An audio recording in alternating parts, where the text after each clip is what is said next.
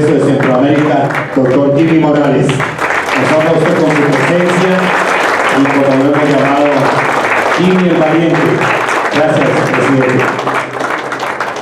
Muchas gracias. Buenas noches, pueden sentarse, por favor.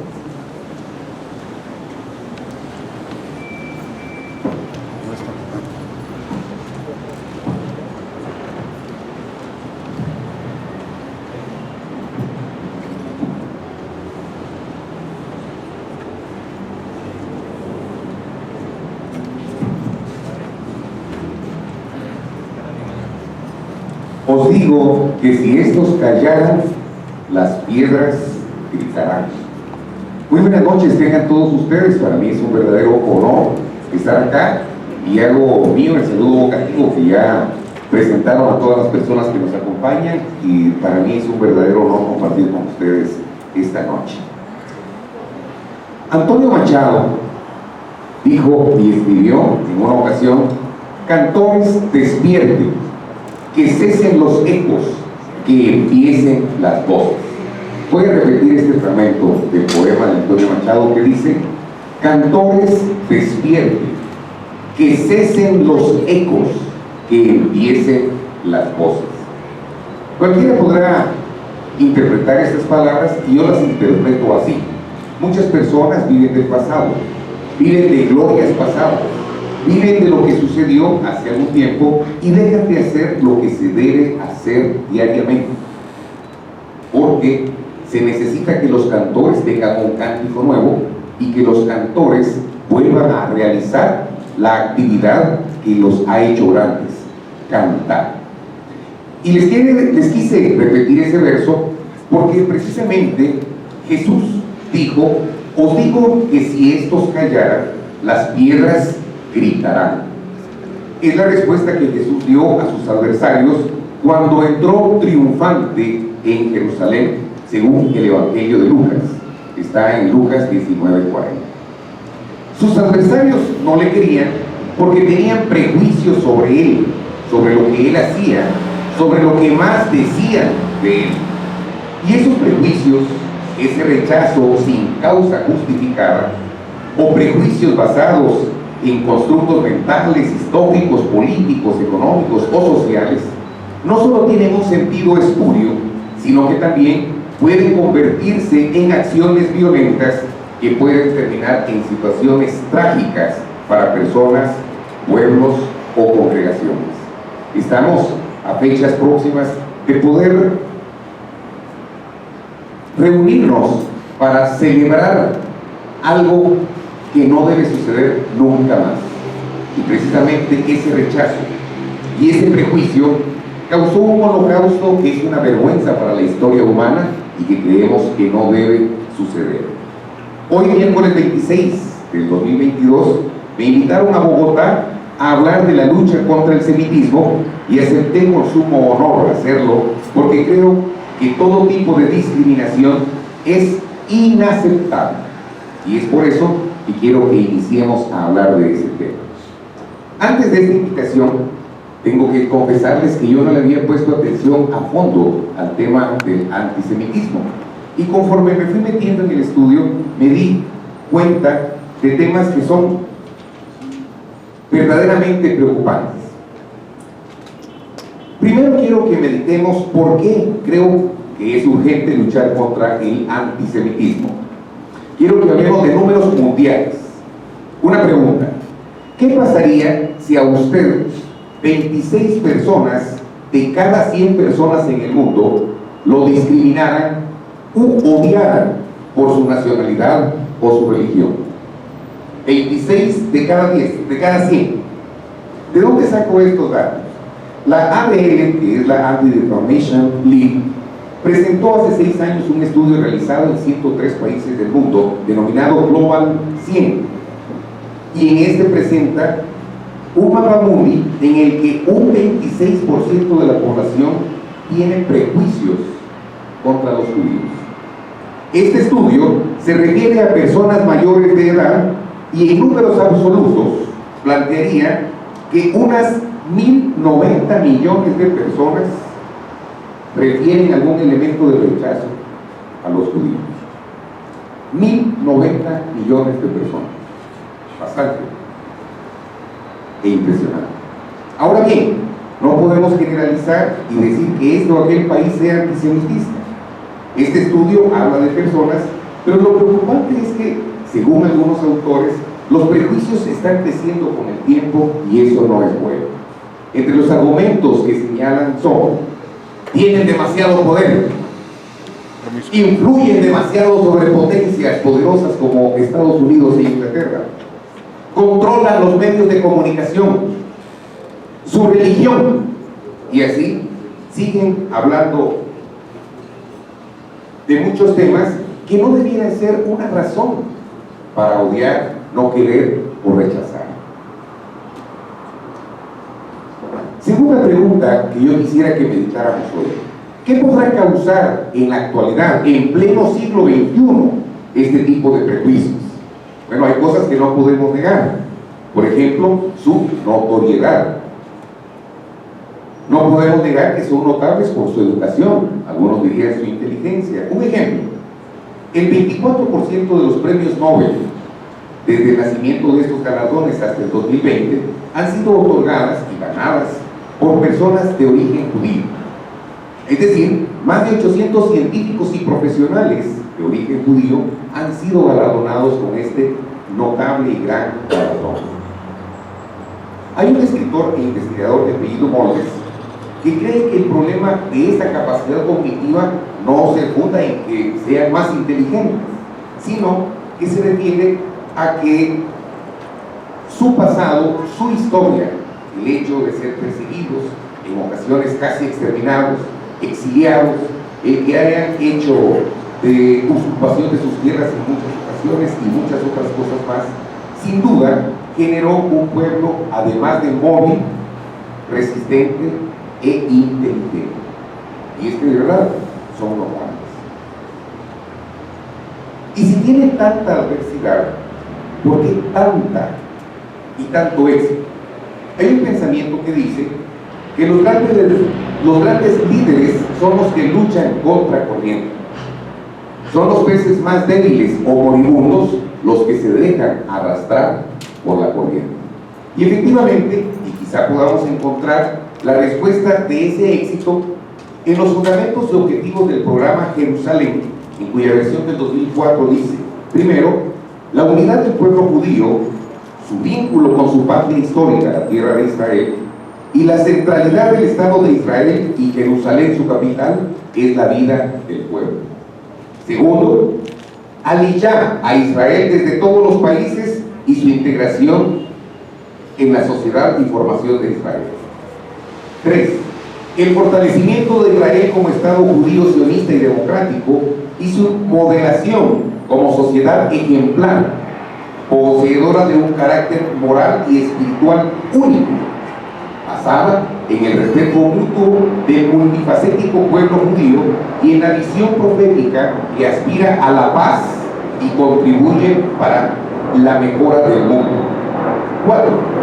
La garantía de un futuro y distinción del pueblo judío a través de la promoción de la educación judía, hebrea y sionista, el cultivo de los valores culturales y espirituales judíos y la instrucción de la lengua hebrea como su idioma nacional. 5. El cultivo de la responsabilidad mutua judía, la defensa de los derechos de los judíos, tanto individuales como de nación, la representación de los intereses nacionales sionistas del pueblo judío y el combate a toda forma de expresión antisemita. Y 6. La aprobación del país como expresión práctica de la realización sionista. Quizá la respuesta que algunos buscamos a la pregunta anterior la vemos acá, y personalmente, en vez de creer que debiera envidiarse, de no creérseles, creo que debiera envidiarse ese alto sentido de pertenencia y ese amor a sus costumbres y su historia, que ha permitido que, a pesar de la dispersión de su pueblo desde el año 70 de nuestra era hasta 1948 con el nacimiento del nuevo Estado judío, su sentido nacional e identidad cultural no permitiera que se perdiera todo ese valor y permitiera su aliyah, que entiendo que significa la migración del pueblo judío desde cualquier parte del mundo, retornando a su tierra prometida. Para mí es de verdad admirable. Yo soy guatemalteco, me considero nacionalista, amo mi Guatemala, y yo quisiera que muchos amaran a Guatemala, muchos guatemaltecos, que estuvieran dispuestos a todo por Guatemala. Y yo veo en el espíritu, en el sentido de amor por su patria, un ejemplo que debiéramos seguir de los judíos y de Israel. Repito, no creo que por esto debiera odiárseles o rechazárseles. Al contrario, debiera ser un motivo de admiración, reconociendo su fe, su educación, su trabajo, su sacrificio. Y cuando tuve la oportunidad de estar en Jerusalén y hablar con el primer ministro Benjamín Netanyahu, platicábamos acerca de esos valores y él me señaló al señor Theodor Herzl y me dijo: para mí, él es mi Moisés. Y es importante ver cómo, después de tantos años, el sentimiento del cumplimiento de esa promesa, ya sea por temas religiosos o por temas nacionalistas, por temas de Estado, ha convertido a los israelitas en un país sumamente importante y próspero. Y hoy que estamos acá con el lema de Juntos Podemos Más, yo quisiera que meditáramos rápidamente sobre cómo podemos apoyar la lucha contra el antisemitismo. Primero, hacer lo correcto o haciendo lo correcto. Jesús también dijo: dad al César lo que es del César y a Dios lo que es de Dios. ¿Por qué decidí? ¿Por qué tomé la decisión de retornar la embajada de Guatemala de Tel Aviv a Jerusalén? Porque era lo correcto y era el momento correcto. Cuando Israel se convirtió en Estado-nación, Guatemala votó en el seno de las Naciones Unidas a favor de la creación de un Estado judío. Y fue Guatemala el primer país en abrir una oficina de fomento y comercio y sus relaciones diplomáticas con Israel.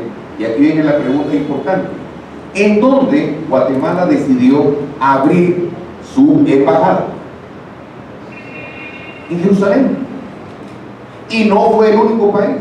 Fueron 16 países los que decidieron establecer y aperturar sus embajadas y sus representaciones diplomáticas en Jerusalén. Fue allá en los años 80, donde por temas de seguridad y por temas políticos, en los que decidieron trasladarlas a un lugar más seguro, que era Tel Aviv. Pero cuando tomé la decisión, pensé que era el momento justo, no de trasladar, sino de retornar la embajada de Guatemala a la ciudad de Jerusalén. ¿Por qué? Porque cada país es libre y soberano de decidir cuál es su capital.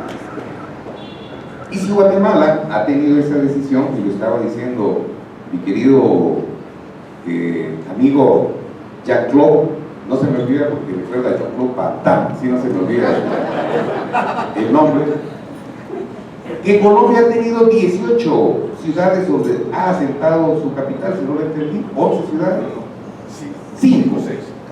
Guatemala tuvo 3. Y cada país tiene el derecho de escoger en dónde quiere tener su representación y su calidad de capital.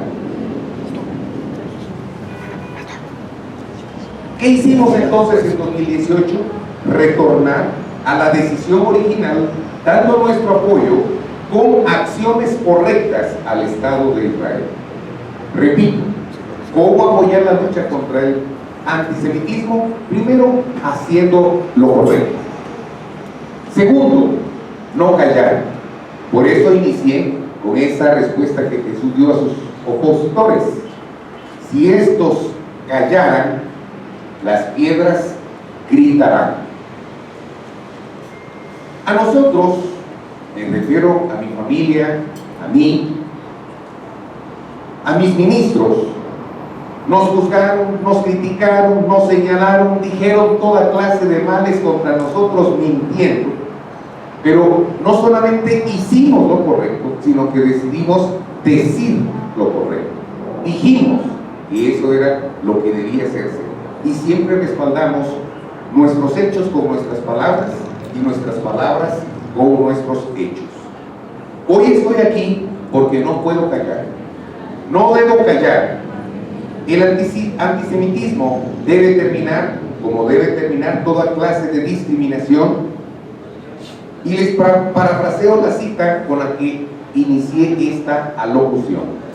Si ustedes callan, las piedras tendrán que hablar. Sí, así como lo oyen. Si nosotros no hablamos, si nosotros callamos, las piedras milagrosamente hablarán. Mencionó nuestro pastor la burra de, ¿cómo se llama el personaje del Antiguo Testamento? Balán, como ustedes quieran la pronunciación. En español Balán, gracias David. En hebreo Bilam, en castellano Balán. La burrita no quería pasar, hasta que lo volteó a ver y le dijo, no, una burra hablando. Si sucedió o no sucedió, pues si estoy entre pastores y rabinos, no me hagan jalar las orejas. Pero vamos a suponer que no pasó y que es una historia linda que nos deja un mensaje lindo. Y es que hay milagros que pueden suceder si nosotros hay que tener cuidado que la gente no se puede parar los premios, hablar, no hablar. Si nosotros los cantores que debemos cantar, no cantamos. Si nosotros los que tenemos una responsabilidad moral, no la cumplimos. ¿Qué otra cosa podemos hacer para poder luchar y combatir el antisemitismo? Pensando que el lema es juntos podemos más, juntos haciendo lo correcto, juntos diciendo lo correcto y juntos no ser indiferentes ni indolentes, porque al ser indiferente e indolente callamos y no actuamos. Ya hablamos de números fríos y de realidades que son verdaderamente injustas, movimientos sociales o políticos fomentados en envidias y rencores que se alimentan por corrientes que están de moda, porque es lo que da prestigio, que es lo que supuestamente les hace parecer inteligentes o intelectuales, y entonces lo repiten como pericos y lo pregonan a los cuatro vientos. Como les puedo contar de historias, cuando tomé la decisión y retornamos la embajada de Guatemala de la misma Jerusalén, surgieron los grandes intelectuales de relaciones internacionales de mi país, los grandes cancilleres que habían dirigido y hablado de ese tema, y me dijeron que no lo hiciera porque nos iban a dejar de comprar en el Medio Oriente el cardamomo. Cardamomo estaba pasando tiempos difíciles en mi país, bueno, en el mundo entero, y en mi país toda la parte norte siembra cardamomo. El cardamomo de estar más o menos a $160 el quintal, había caído a $117 el quintal e iba a la baja. Y nos dijeron, más de 200,000 familias se van a quedar sin trabajo. Bueno, yo veo un poco. Lo hicimos.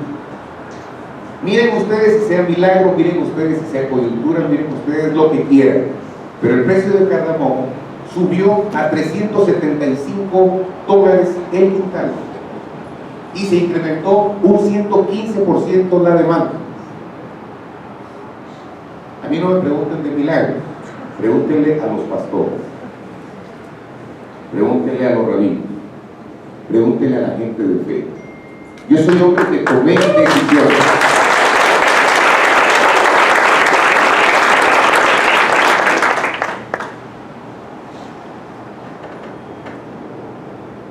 Hay una triste realidad en el mundo, y fíjense que muchos de los que odian, critican y dicen toda clase de males contra los judíos, son contradictoriamente aquellos que luchan por los derechos humanos. Una persona que defiende los derechos humanos debiera, por obligación, defender los derechos humanos de todos los seres humanos, no importando su nacionalidad, no importando su creencia, no importando su historia, no importando su característica. Y es de estos a los que yo les digo que se sienten sumamente intelectuales al estar gritando y manifestando en contra del sionismo y a favor del antisemitismo, o mejor dicho, sí, en contra del sionismo y a favor del antisemitismo. Y no pueden negarme que muchas de esas manifestaciones de los grandes defensores de derechos humanos son violentas y destructivas. Y nosotros, para mientras, ¿qué hacemos? Callar, voltear la mirada y permitir que las cosas sigan complicándose hasta que sucedan tragedias y tengamos que referirnos a situaciones tristes. No creo que ver y callar sea hacer lo correcto, mucho menos ser indiferentes e indolentes, porque no contribuyen en nada a la solución. Cuarto, ¿qué podemos hacer para combatir el antisemitismo sabiendo que juntos podemos más? No confundir términos como, por ejemplo, el laicismo con el ateísmo, mucho menos con el racismo. Durante mi gobierno en Guatemala, un ministro de Estado me insistió en una reunión con los tuiteros del país, porque ahora los tuiteros hay que tenerles miedo, ¿verdad? Antes se les tenía miedo a los dueños de medios de comunicación, hoy se les sigue teniendo miedo a ellos y también a los tuiteros. Un expresidente del país citaba a alguna otra persona y decía que a los medios o se les paga o se les pega, decía él, aduciendo de que efectivamente dentro del tema de los medios de comunicación a veces hay mucha necesidad de ocultar noticias o de fomentar noticias y hay que pagar. Un dueño de medios de comunicación del país decía, de Guatemala decía, por la buena noticia tienen que pagar, la mala noticia se vende sola. Bueno, pues eso era el tema de los medios, que sigue siendo un tema a discutir, pero los tuiteros han tomado, y las redes sociales han tomado un protagonismo y un cauce sumamente peligroso. Pues estos tuiteros, en su mayoría jóvenes revolucionarios, rebeldes, irreverentes y supuestamente muy versados en política y en temas de Estado. Bueno, eran como 40 jóvenes y señoritas y al final de la tarde iniciamos la reunión. Desde el principio, reclamos y más reclamos. Denuncias públicas, sin pruebas, por cierto. Le tuve que decir a uno de los jóvenes, mire joven, yo quisiera que dejara de hacer denuncias públicas y presentara las denuncias ante la instancia de nuestro país, que es el Ministerio Público, que presente sus pruebas y que se haga la investigación, y si hay culpa en alguien, que el peso de la ley con el debido proceso caiga sobre esas personas. Pero con esas denuncias públicas que se acostumbran a hacer, solamente se está condenando socialmente a las personas, levantando la indignación de la población, arruinando la reputación de las personas y anulándolas política, económica o socialmente.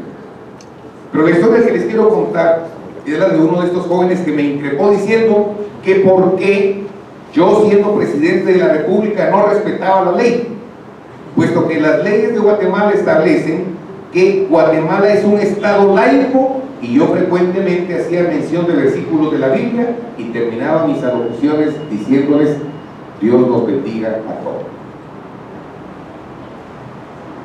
Entonces le respondí: que un gobierno sea laico no significa que sea ateo, y que yo era laico porque no soy ministro de culto, pero que eso no me impedía ser cristiano, tener mi fe y bendecir a quien yo quisiera.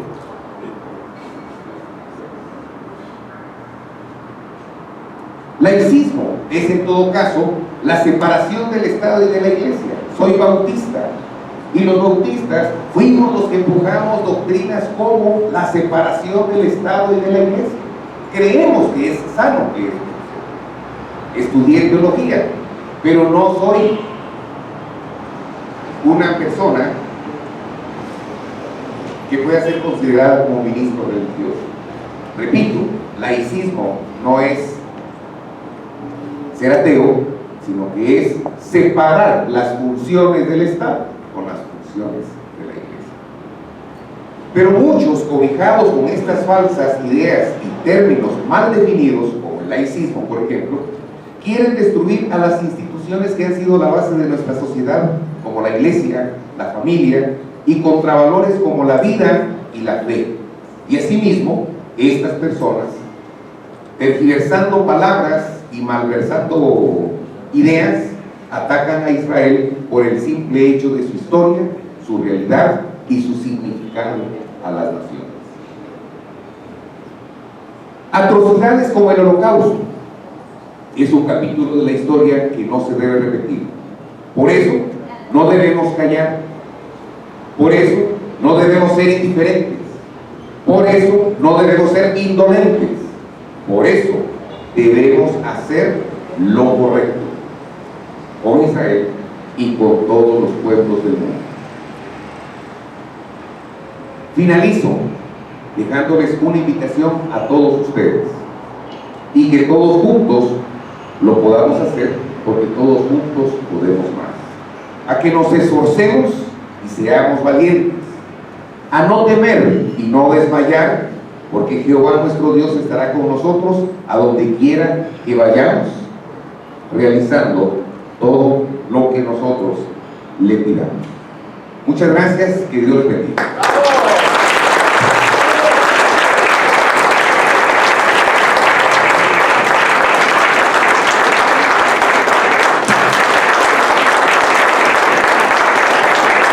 Señor presidente, permítanos que se retire dos expresiones de lo más profundo del corazón, desde la Confederación de Comunidades Judías, el señor Jean-Claude Sudo y el señor Pekel, quieren dejar en este momento esa expresión que estoy mencionando de un reconocimiento al primer líder latinoamericano que tomó tan audaz decisión en estos tiempos como fue llevar la embajada de su país a Jerusalén.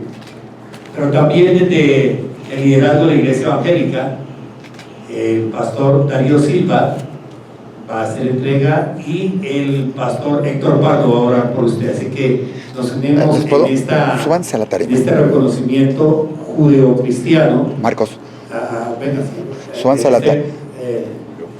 Que se suban a la tarima. Para hacer de todo corazón ¿Pueden? esta entrega para que tan se haga la video. especial por parte de la comunidad judía y la comunidad evangélica.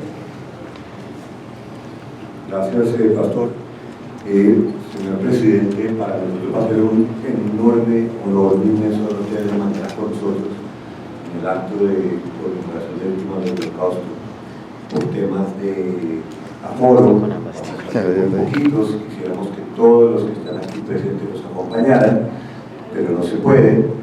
Pero logramos que usted y su señora esposa nos acompañen mañana, y para nosotros es un honor tener a los presidentes y a la persona que tuvo la valentía de, como que dice usted, volver a llevar la embajada, retornar la embajada a Jerusalén, la embajada de la República de Guatemala, el país que tuvo el honor y la oportunidad de presidir.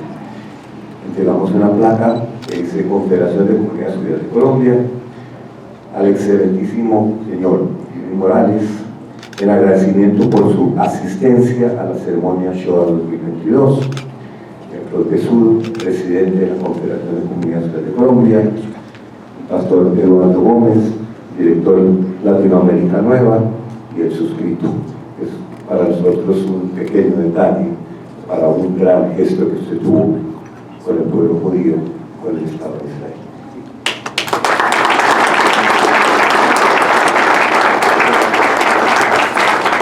¡Viva Guatemala! ¡Viva Colombia! ¡Viva Israel! ¡Viva Evo Morales! Muy bien, y ahora